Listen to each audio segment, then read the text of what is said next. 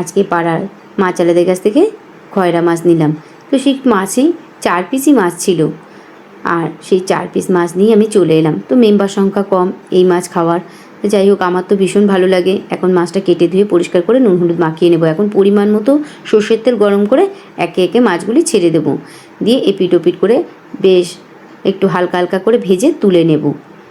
এখন মাছটা ভাজা হয়ে গেছে, বেগুনটা আমি কেটে নেব একটু লম্বা লম্বি শেপ দিয়ে, আর কয়েকটা কাঁচা লঙ্কা আমি ধুয়ে নিলাম।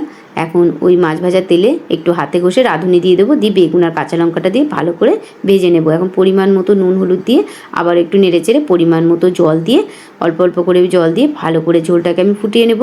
তো ঝোলটা এখন ফুটে গিয়েছে, এখন ভেজে রাখা মাছটা দিয়ে আবার একটু ঢাকা চাপা দিয়ে দেবো। এদিকে শিল বাটাইতে আমি রাঁধুনি নিচে কাঁচা আর ঝোলের থেকে যে কাঁচা লঙ্কাগুলো দেওয়া আছে সেগুলো তুলে একসাথে বেটে সেটাকে এখন দিয়ে দিলাম। এতে ঝোলের সেন্ট টেস্ট ভীষণ পরিমাণে আসে। আমার মা ঠাকুমারা এমন করেই রান্না করতো। তো এই খয়রা ইলিশ মাছে ভাতে মুখে দিতেই স্বাদে ফাটাফাটি।